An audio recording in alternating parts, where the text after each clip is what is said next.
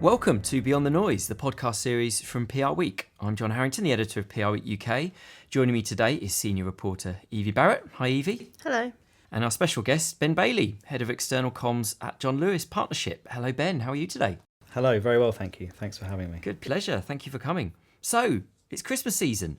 Today, we'll be looking at the big lessons so far from this year's festive work. We'll start, obviously, by focusing on John Lewis, whose Christmas campaign is often seen as a barometer of major trends.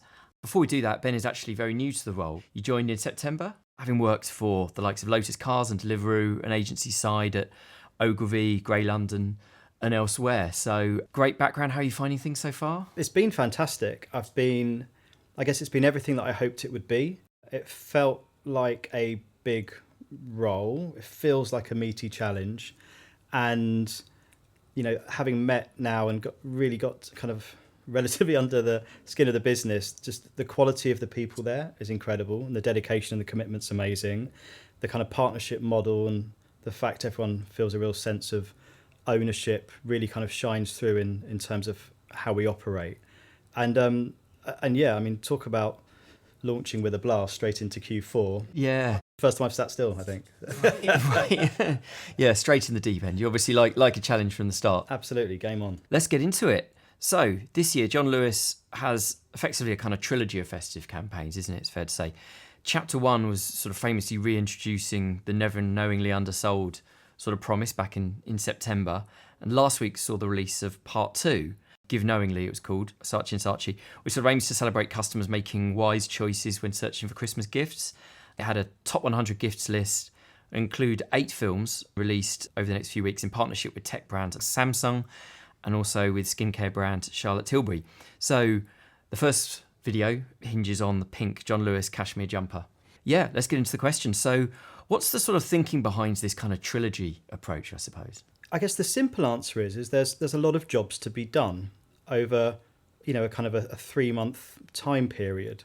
You know, we talk about this idea of the golden quarter, and Q4 is, you know, so important for retailers. As you say, never knowingly undersold was the kind of the big first moment in terms of bringing that back, and the response has been incredible to that. And Live Knowingly was the campaign that helped do that, which, as you allude to, is all about, I guess, people making wise choices, being much more thoughtful in terms of where they shop, how they shop, what they're buying. And that really comes from, you know, the customer research and understanding that that's what our customers want, that's their mindset, and it kind of very much marries up to the offering that we have. And then flipping that quite gracefully, I would say, from Saatchi's perspective into Give Knowingly for Chapter 2.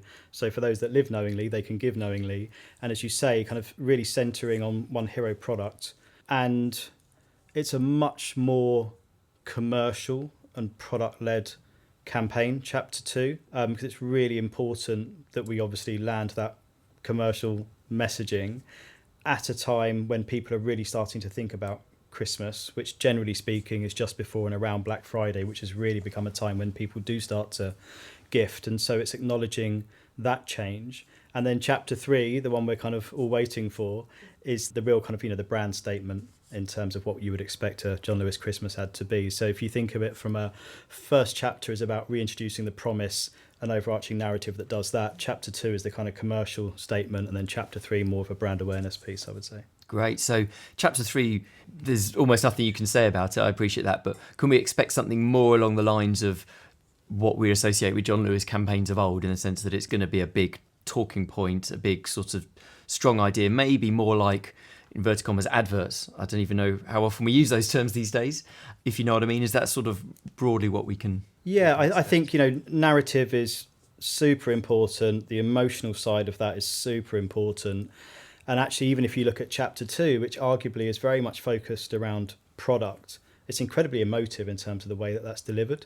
And so, yeah, you'll definitely see more of that. Great. In terms of the most recent chapter we've seen, Give Knowingly, I wondered if you could talk a bit more about the process behind making it. Sort of, you say it's quite product focused. How did you choose the products that you focused on and that kind of thing? It's a really good question. And a slight get out of jail free card is obviously I wasn't there when they did it. But from what I understand, like I say, the timing of it is really important in terms of that's, you know, people really start to think about gifting after bonfire night and kind of in that lead up to Black Friday. That's when, you know, the kind of the key time people start to really think about it.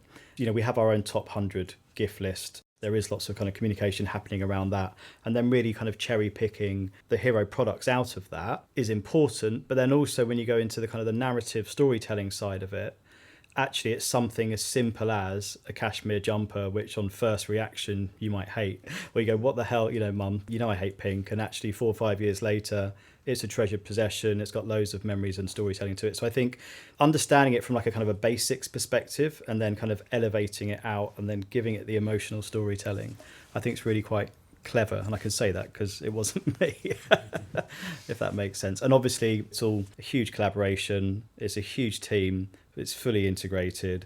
Obviously Saatchi and then the media agency and then ourselves and then the social agency, etc. It feels like the Chapter 2 campaign very clearly wants to differentiate John Lewis in terms of the quality of products and really that emphasis on products that will last a long time and you'll have memories associated. I mean, was that very much in the thinking that we want John Lewis campaigns to be different from a insert other retailer here? You can say it. An M&S, a Tesco's, a Sainsbury's or, all the usual rivals. Yes. The strength and the challenge with Never Knowingly Undersold is it kind of, as soon as you start to really examine it and deconstruct it, it doesn't necessarily make sense. It's kind of it's an instinctive understanding, but it's not necessarily grammatically correct. And I think one of the jobs for comms going forwards and now is to really make people understand what that means. And it is a price promise, and that's a hugely important part of it.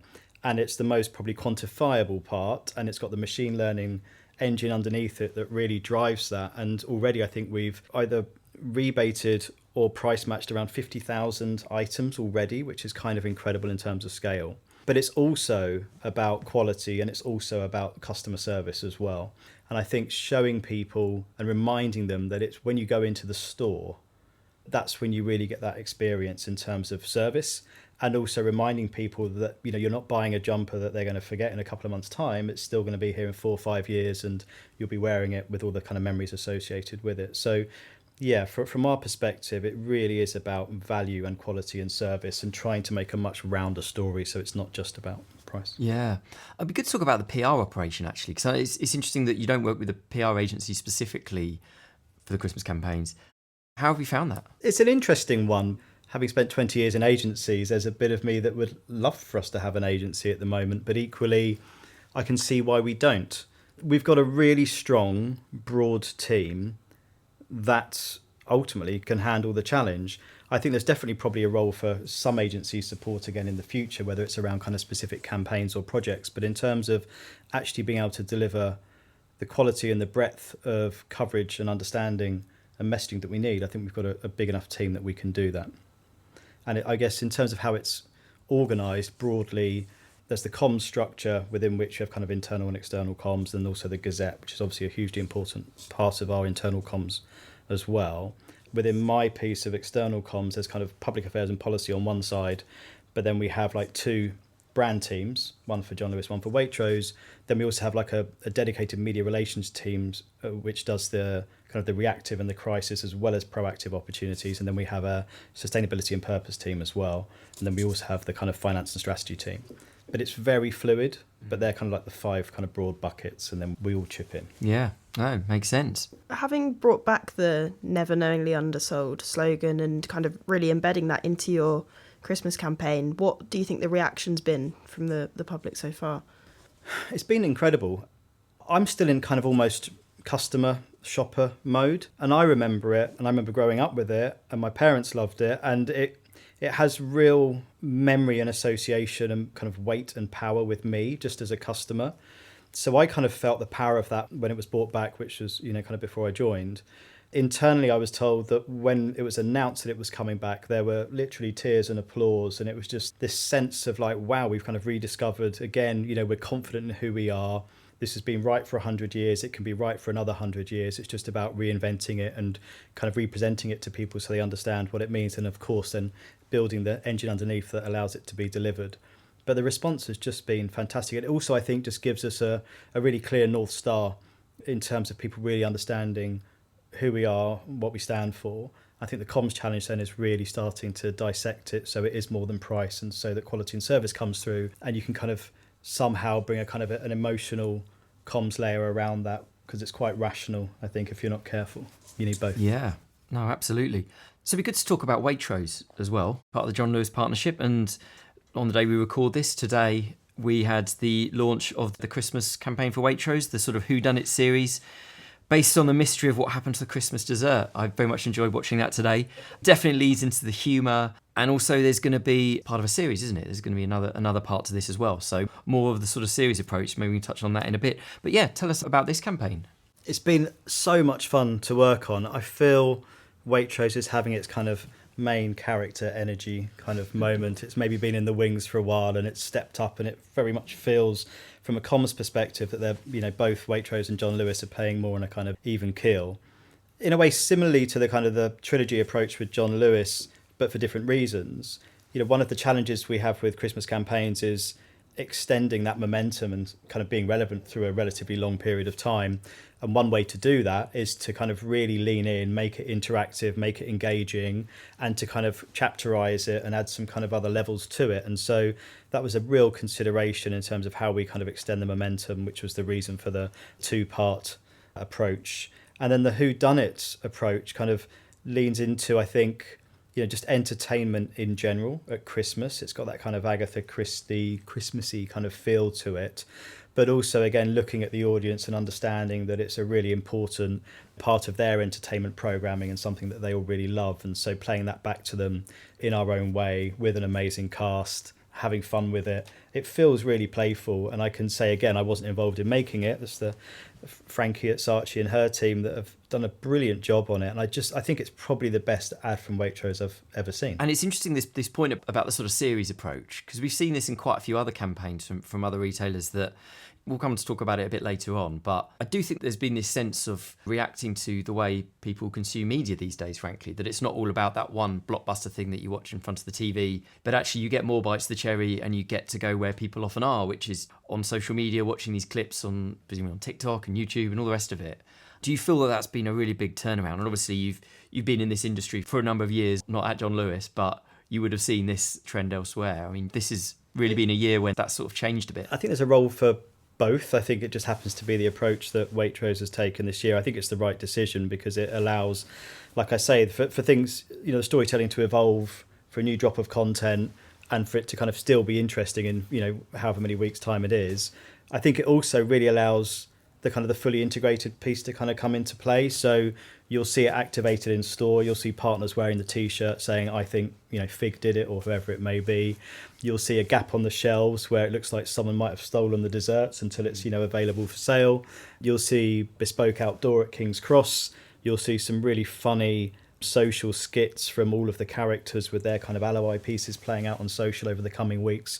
So it really allows you to kind of play with all those channels and make it feel kind of like fully integrated in a genuine way. And of course all the comms around it, the influencer piece. We're doing an overnight stay somewhere next week for some influencers and kind of creating our own whodunit for them. So it should be really interesting. Yeah, to see it kind of play out.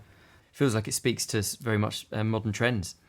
So as I mentioned, several Christmas campaigns have now launched. It feels like almost all of the big ones from the main retailers are out. Evie, you've been looking at some of the campaigns. What big themes stand out to you so far, would you say? Well, we've seen a lot of familiar faces. I think where certain brands have tried and tested formulas, they've kind of opted for a continuation of that. So we've seen Kevin the Carrot again from Aldi, Dawn French's Fairy from M&S, Connie and Trevor from Argos, and even in the Lidl campaign there's a cameo from last year's Raccoon, although it's a bit more subtle. Others have completely stuck with what they did last year, so I thought it's interesting that TK Maxx and Very have reused their 2023 ads. Yeah. Neither of those really had a strong storyline through the campaigns. You can kind of see the logic that if they wanted to convey similar messaging, to go with the same clip again rather than spending more money and resources, time on creating something that's going to be in a similar vein anyway. I also think it kind of reflects the fact that the average person isn't paying that much attention compared to sort of the rest of the marketing and comms industry. An ad doesn't need to be groundbreaking to have the effect that it needs on audiences. So yeah, I think we're seeing a lot of themes and brands really kind of cementing what they've done before. Yeah, that's interesting, isn't it? And I do think the sort of recurring character thing, I'm almost surprised this hasn't happened more often because it feels like a sort of an easy shortcut for people, because the advantage of having a character that people know, so there's no backstory needed, or it's less likely needed to do the backstory, I guess, and just that immediate familiarity. As you say, Kevin the Carrot is the great survivor, really, of this. Yeah, it's his ninth year. Ninth year. Hopefully he'll get to 10 and live long and prosper. But what do you think about these general trends? Do you have any sort of thoughts on maybe that element of the sort of recurring characters and the familiarity part of things? I think it makes sense to kind of, if it's working, to then take it forward. So I think Kevin is brilliant, does a really good job. You can see how taking him forward, giving him a new narrative can be really, really powerful. I worked on one of those campaigns one year when I was at Ogilvy, and it was great fun. And there's a lot of love for that character and the storytelling around it. So I think there's room left in that story to tell. So yeah, I hope he gets to 10 as well. I think the argument for standing still is a difficult one. I think budgets are always hard conversations to have, and you have to obviously be respectful and understand how you're going to spend your money wisely. But I think it's the equivalent these days of maybe at Christmas watching a rerun rather than watching something new. I think both have a role to play, but generally speaking, you might get more people to sit down to watch something new.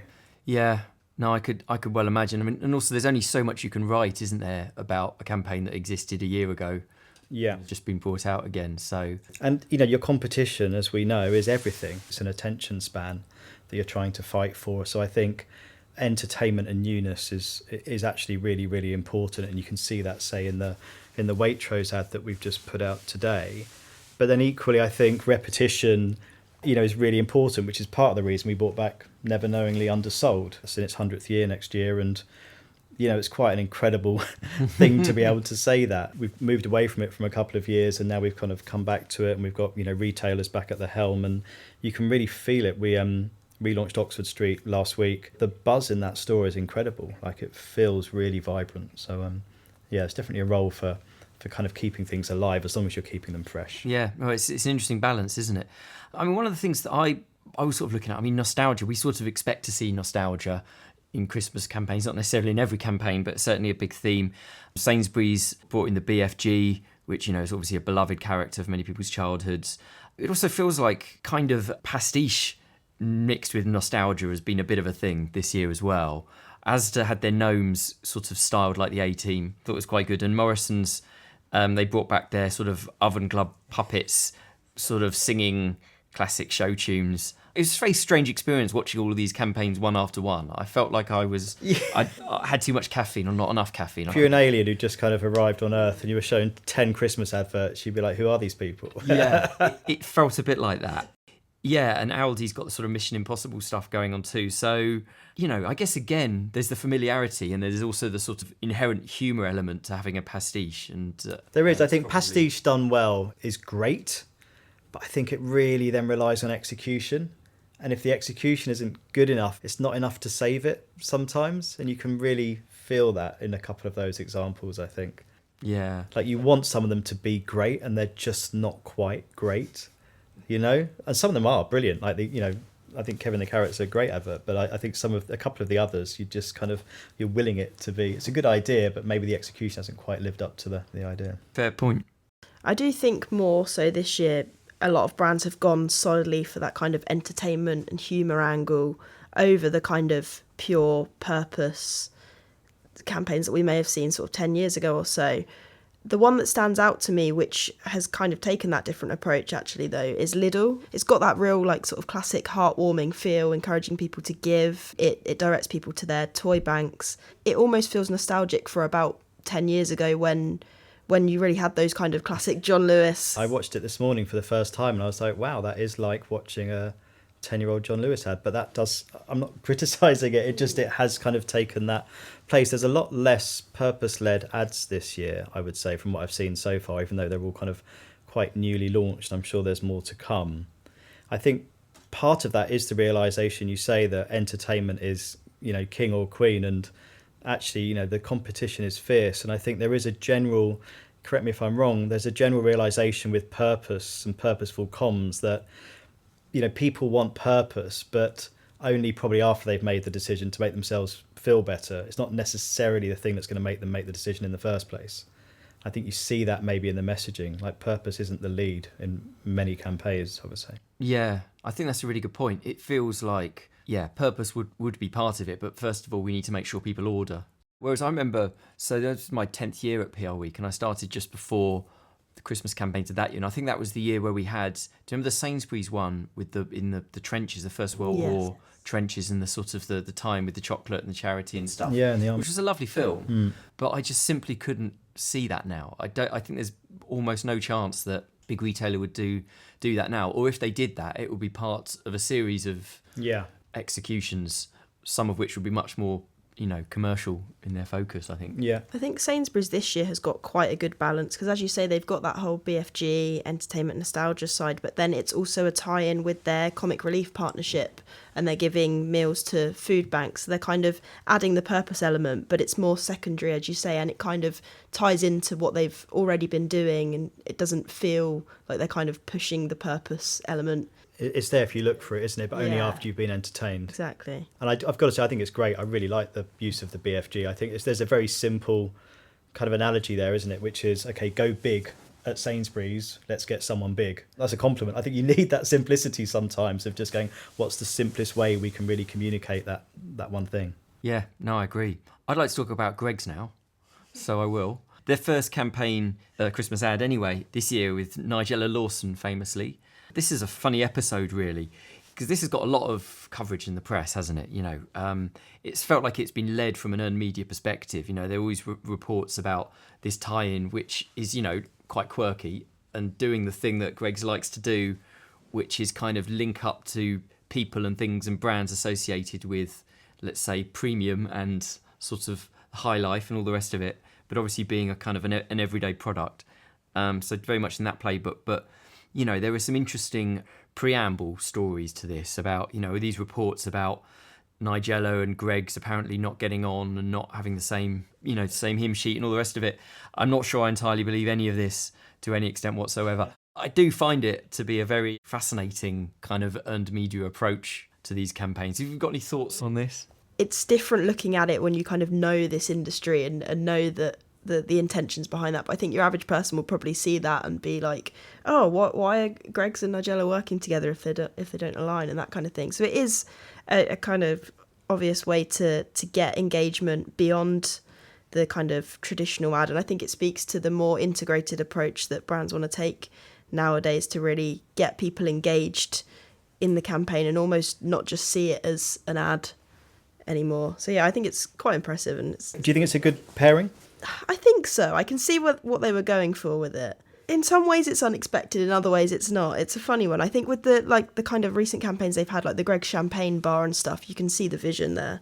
What do you think? Come on, you're on the fence here. I think it's succeeded in getting in the press. Yes, definitely. And I think it's got that sort of humour. I think Nigella is a good person in the sense that she's obviously associated with sophistication and, good cooking and all the rest of it. But she's also kind of funny, and she's a bit of a national treasure, isn't she? So I think she sort of fits with that. I just really wanted to say microwave in one of the videos, but yeah, I don't think it's too bad. I mean, I can't say I have massively strong views either way, but it seems to have worked for Greg so far. I think it's a really interesting one. It's hard. You could argue both cases, couldn't you? I think the best I really like it in collaborations where you kind of have that high-low approach and you kind of mash culture together to kind of unexpected effects, and so I think it does that really well.